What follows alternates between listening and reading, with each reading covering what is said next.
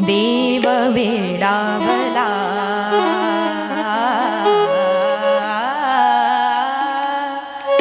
देव काय करतो? वैकुंठाला सोडतो आणि वैकुंठाला सोडून तो संतांच्या सदनामध्ये म्हणजे संतांकडे राहतो.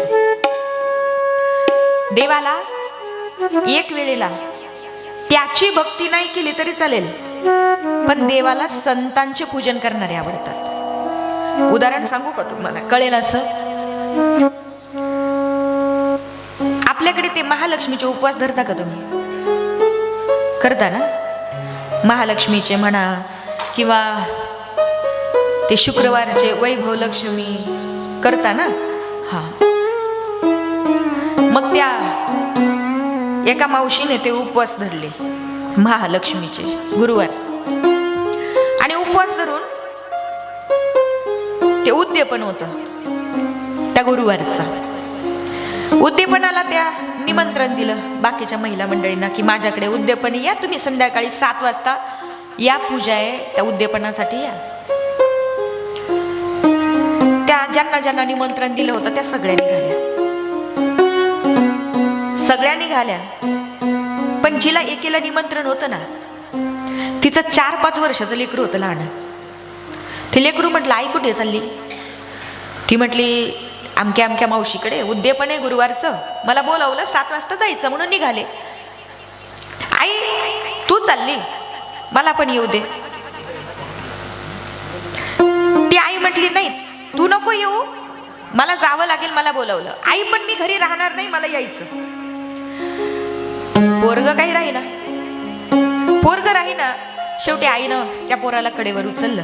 चल बाळा, तू जर घरी राहिला तर माझं मन लागणार नाही. पोरग रडायला लागलं. त्या पोराला घेऊन ती आई निघाली.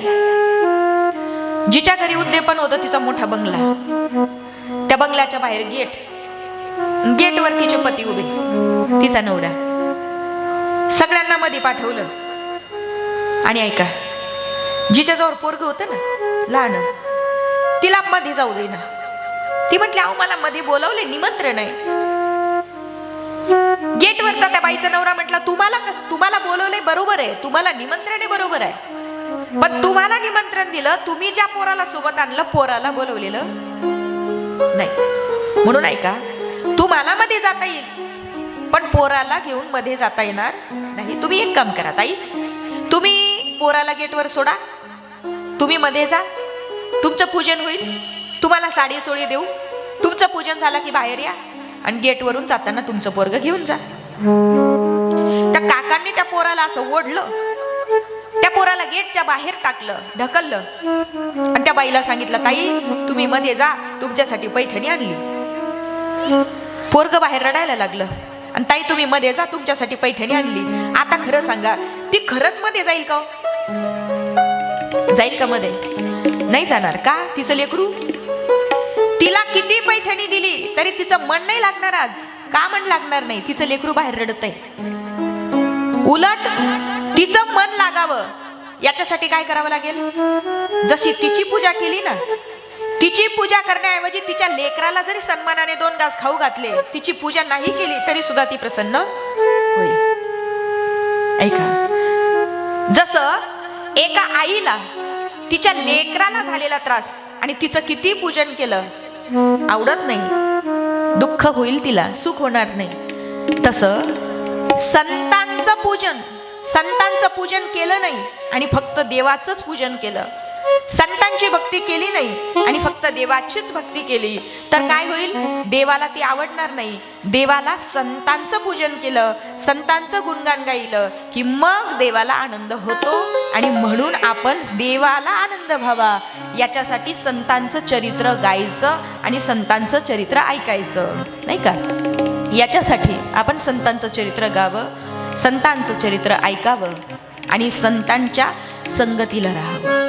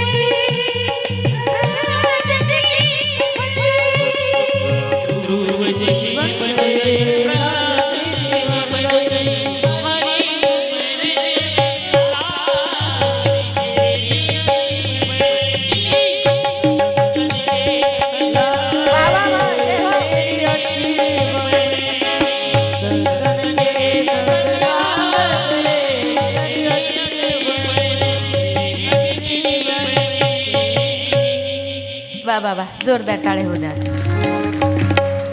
महाराज दोन्ही आवाज काढतात. कधी कधी असं वाटतं लेडीज गायन करते काय, आणि कधी कधी असं वाटतंय खरंच एखादे जेंट्स गायन करताय काय. महाराजांसाठी जोरदार टाळे होऊ द्या. आणि एकदा आपले गोड साथ करणारे तबलजी आमच्या दादांसाठी जोरदार टाळे होऊ द्या. आणि आपले साथ करणारे दोघंही लेकरं, आपल्या लेकरांसाठी पण जोरदार टाळे होऊ द्या मनापासून. कशासाठी आपण संतांच्या संगतीला राहायचं आणि कशासाठी आपण संतांची कथा ऐकायची. तर संत न के संग लागरे तेरी अच्छी बनेगी. काय होतं माहितीये का, दोन गोष्टी आहे. तुमच्या आमच्या जीवनात घडलेलं पाप आहे ना, ते पाप रोगाच्या रूपाने येतं. कशाच्या रूपाने? रोगाच्या रूपाने. तू काय म्हणे, पापी येती रोगाची आरूपे. तुकोबराया सांगतात, आपल्या जीवनात जे रोग येतात ते पाप रोगाचं रूप घेऊन येतात. तू का म्हणे, पापी येती रोगाची आरूपे. मग मला एक सांगा, आपल्याकडे बसलेल्यांपैकी पाप करतच नाही असं कोण आहे?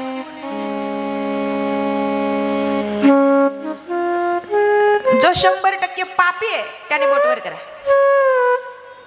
100% मी पापीच आहे, बोटवर करा. नाही, सोमनाथ भाऊ सगळे पुण्यवानी वाटतं. 100% ज्याला वाटतं आपण पापी आहे त्याने बोटवर करा. नाही, जाऊ द्या. मग मावशी, आता 100% आपण पुण्यवान आहे असं ज्यांना वाटतं त्यांनी बोटवर करा. नाही वाटत? म्हणजे आपण 100% पापी नाही आणि 100% मग कोण आहे आपण? मधलेच. खरंच आहे, आपण 100% पापी नाही आणि 100% किशोर भाऊ 100% पुण्यवान नाही. कसं माहितीये, आपण कथा ऐकतोय, हे काय झालं? पुण्य. बरोबर? कथा ऐकायला आलो, संत चरित्र ऐकतोय, हे काय झालं? पुण्य. पण ऐका ना, जाताना आपली जुनी चप्पल सोडली, नवी नेली, हे काय झालं? हो. आपण पंढरपूरला पांडुरंगाच्या दर्शनाला जातो, हे काय झालं? काय झालं? पुण्य. पण का हो, आपण वय नसताना सुद्धा अर्धे तिकीट केले होते, हे काय झालं? पाप झालं ना. आपल्याकडून असं घडतं, आपण पुण्य करायला गेलो की पापही घडतं, आणि पाप करायला गेलो की पुण्यही घडतं. असं कधीच समजू नका की आपण पुण्यच करतोय म्हणजे पुण्यच झालं, आणि असं समजू नका कधी कधी पाप करायला गेलो तरी पुण्य होतं. पुण्य आणि पापाची व्याख्या एका शब्दात सहज करता येत नाही. सोपं सांगू का तुम्हाला? ऐका. गावाच्या बाहेर तपस्वी, तेजस्वी, साधना संपन्न अशी महात्मे गावाच्या बाहेर आले. ध्यान करायला बसले. आणि काय झालं? त्या महात्म्यांच्या जवळून काही माळकरी पोरं चालले. त्या माळकरी पोरांनी पाहिलं, अरे तपस्वी, तेजस्वी, महात्मे, संत, साधू महाराज आपल्या गावाच्या बाहेर बसले. आणि काहीतरी आपण यांना ठेवलं पाहिजे प्रसाद म्हणून. त्या पोरांच्या हातात पेढे होते. काय होते? पेढे. पोरांनी तो पेढ्याचा बॉक्स त्या महात्म्यांच्या समोर ठेवला. आता ऐका, पोरांच्या मनात एवढंच होतं, हा पेढ्याचा बॉक्स महात्म्यांच्या जवळ ठेवला, महात्मा समाधीतून जागे झाले की पेढे खातील प्रसाद म्हणून, आणि पुण्य आपल्याला प्राप्त होईल. म्हणून पोरांनी पेड्याचा बॉक्स महात्म्यांच्या जवळ ठेवला. पोरं निघून गेले. आता पेढे महात्म्याच्या जवळ ठेवणं हे काय झालं? पुण्य. प्रसाद देणं पुण्य.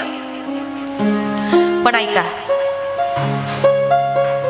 पेढे ठेवले, आजूबाजूच्या मुंग्या मुंगळे जमा झाले, पेड्यांवर बसले. पेड्यांवर जायचे, आल्या मार्गाने निघून नव्हते जात. पेड्यांवरती पेढे खाऊन त्या महात्म्यांच्या अंगावर चढायला लागले.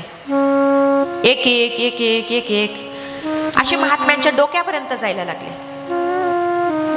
मुंग्या मुंगळे चावल्यामुळे महात्म्याच्या समाधीला भंग व्हायला लागलं.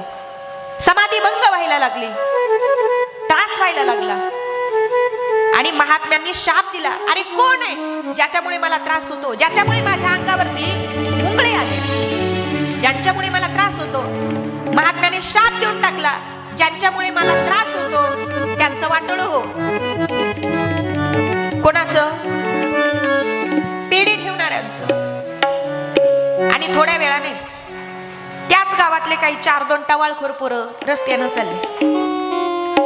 आणि रस्त्याने चालता चालता त्या टवाळखोर पोरांनी पाहिलं, कोणीतरी गावाच्या बाहेर महात्मे बसले. डुप्लिकेट साधू म्हटले, भगवे कपडे घातले बसला गावाच्या बाहेर येऊन. काम नाही, धंदा नाही, काही नाही, काही नाही. पोरं रस्त्यानं चालले, पण ऊस खात चालले. आणि पोरांनी काय केलं माहितीये? ऊस खाता खाता त्या ऊसाची चुट्टी जी निघायची, ती चुट्टी नेम धरून महात्म्याला मारून फेकायची. कोण? ते पोरं, टवाळखोर पोरं. टिंगल म्हणून, टवाळी म्हणून चुट्टी काढायची, महात्म्याला मारून फेकायची. ती चुट्टी महात्म्याच्या डोक्याला लागायची, खाली पडायची. डोक्याला लागायची, खाली पडायची. काय झालं माहिती? पोरांनी चुट्टी मारून फेकली, चुट्टी लागायची, खाली पडायची. अंगावरचे सगळे मुंगळे निघाले आणि ऊसाच्या चुट्ट्यांना लागले. साधूचा त्रास कमी झाला. आणि साधू महाराज काय म्हटले? अरे, ज्याच्यामुळे माझा त्रास कमी झाला, कल्याण हो त्याचं. कुणाचं? अहो, ज्याने चुट्टी मारलं त्याचं कल्याण हो, आणि वाटोळं हो त्याचं. कुणाचं? पेढे ठेवले त्याचं. मग लक्षात घ्या, कशाला पुण्य म्हणायचं, कशाला पाप म्हणायचं? पेढे ठेवणाऱ्यांची भावना पुण्याची होती. पुण्य करायला गेले, पण त्रास साधूला झाला, पाप घडलं. टवाळखोरांची चुट्टी मारण्याची भावना टवाळकीची होती, पापाची होती. पण पाप करताना सुद्धा नकळत पुण्य झालं. म्हणून कधी पाप करायला गेलो तर पुण्य होईल, कधी पुण्य करायला गेलो तर पाप होईल. म्हणून तुम्ही 100% आपण सांगू शकत नाही की आपण 100% पुण्यवान आहोत. आणि हे सुद्धा सांगू शकत नाही की आपण 100% पापी आहोत. 100% पापी नाही आणि 100% पुण्यवान नाही. पाप घडतं, घडलेलं पाप भोगावं लागतं. कशाच्या रूपाने भोगावं लागतं? तुका म्हणे पापी येती रोगाची आरूपे. कोणत्या तरी रोगाच्या रूपाने, आजाराच्या रूपाने तुमच्या आमच्या जीवनात केलेलं पाप भोगायला येतं. मग तुम्ही म्हणाल, हे पाप जाईल कसं? तर महाराज म्हणतात, संतांचा जप करा, सगळं पाप निघून जाईल.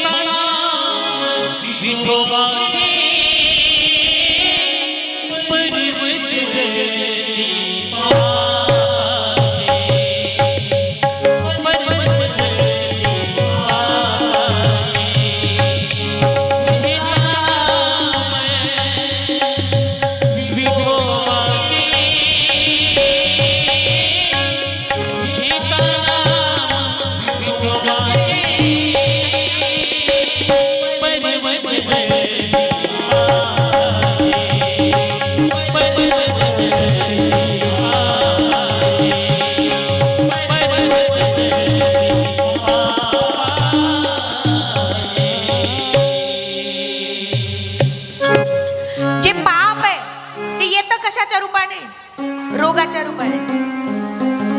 आणि ऐका, पाप नकळत घडतं, पुण्य घडवायला काय करावं लागेल? काय करावं लागेल? तर संतांचं चिंतन करावं लागेल, संतांचं नामस्मरण करावं लागेल. पुण्यवंत भावे घेता सज्जनांची नावे. सज्जनांची नावे म्हणजे काय? तर संतांचं नामस्मरण. पुण्यवंत व्हायचं असेल तर संतांचं नामस्मरण करा. आणि महत्वाचा मुद्दा, तुका म्हणे पापे येती रोगाची आरूपे. केलेलं पाप रोगाच्या रूपाने येतं. जातं कशाने? तुका म्हणे पापे जाती संतांची आजपे. रोगाच्या रूपाने येणारं पाप, केलेलं पाप संतांच्या जप केल्यानं जातं. किती सोपं सांगू.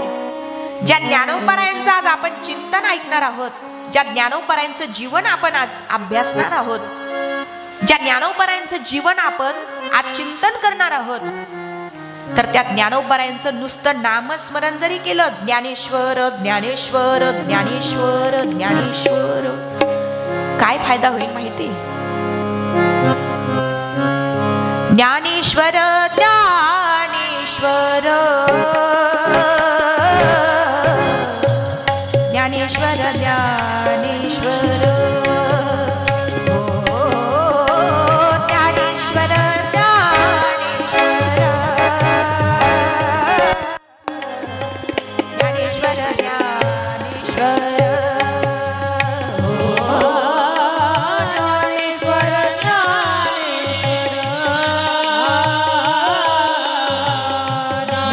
ज्ञानेश्वर